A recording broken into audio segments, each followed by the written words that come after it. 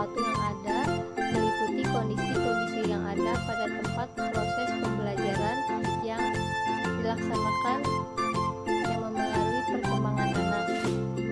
Jadi yang artinya apa saja yang ada di sekitar pada saat pembelajaran berlangsung akan memengaruhi perkembangan anak. Nah, jadi di sini saya menjelaskan lagi tentang pengelolaan kelas.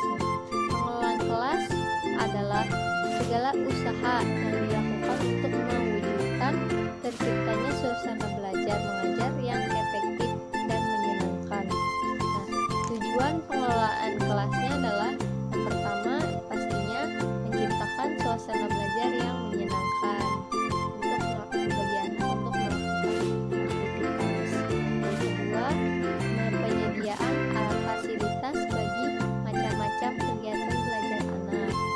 Yang ketiga, terciptanya suasana sosial yang memberikan kepuasan, suasana disiplin, dan lain-lain.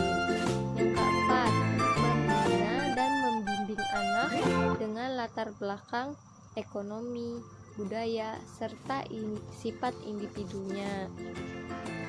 Nah, pengelolaan lingkungan belajar adalah pengaturan, penataan waktu dan suasana. Jadi, pengelolaan lingkungan belajar sangat berperan dalam menciptakan suasana belajar yang menyenangkan, yaitu lingkungan belajar tersebut dapat meningkatkan keaktifan dan kreativitas belajar anak. Nah, itulah sebabnya lingkungan belajar perlu ditata. Nah, di sini saya menjelaskan pengelolaan lingkungan belajarnya di TK di sekitar tempat tinggal saya. Jadi yang pertama, standar kompetensi TK-nya.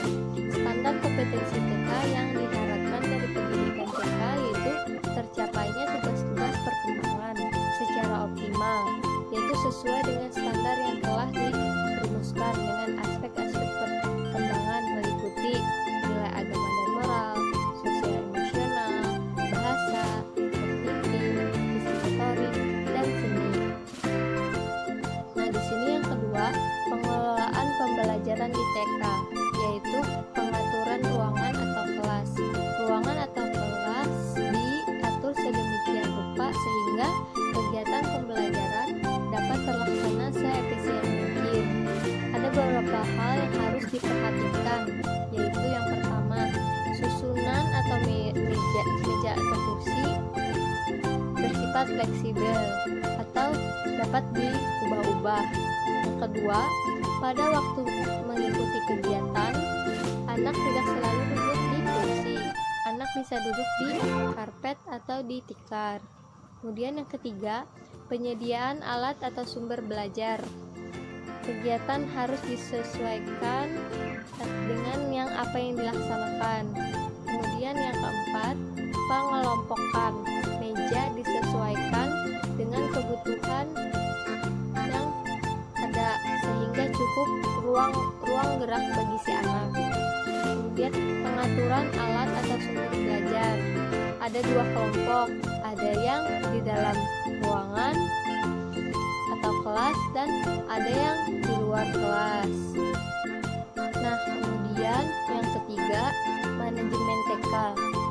Setiap TK pasti mempunyai visi dan misinya. Nah, kemudian yang kedua, merencanakan program TK. Ketiga, melaksanakan program TK yang ditetapkan. Yang keempat, melaksanakan monitoring dan evaluasi pelaksanaan program. Yang kelima, menyusun laporan dan mengevaluasi keberhasilan program. Yang keenam, merumuskan program baru sebagai kelanjutan dari program yang telah dilaksanakan. Yang terakhir, melaporkan kemajuan yang dicapai oleh TK kepada orang tua, masyarakat, dan pemerintah. Nah, yang keempat yaitu sarana dan prasarana. Agar pelayanan yang terhadap peserta didik TK dapat terselenggara dengan baik, maka diperlukannya sarana dan prasarana agar peserta didik merasa nyaman dan aman dalam kegiatan pembelajaran serta pengelolaan yang dimaksudkan untuk memenuhi kebutuhan anak. Tujuan sarana prasarana itu adalah untuk memudahkan guru dan anak didik dalam melakukan proses belajar mengajar dan untuk menjamin terpenuhinya hak dan kewajiban peserta didik dan pendidik. Kemudian sarana dan prasarana yang ada di TK, yang pertama adalah halaman TK, memiliki halaman yang cukup luas. Kemudian yang kedua, ruang kelas, ruang kantor, kamar mandi atau WC, gudang dan lain-lain. Kemudian yang ketiga, perabot. Setiap ruangan dilengkapi perabotan sesuai dengan kebutuhan anak. Kemudian yang keempat, buku dan alat bermain atau peraga pendidikan di TK. Alat peraga dan alat bermain di kelas seperti puzzle, balok, papan, dan lain-lain. Dan alat peraga pendidikan dan alat-alat bermain di luar kelas yaitu seperti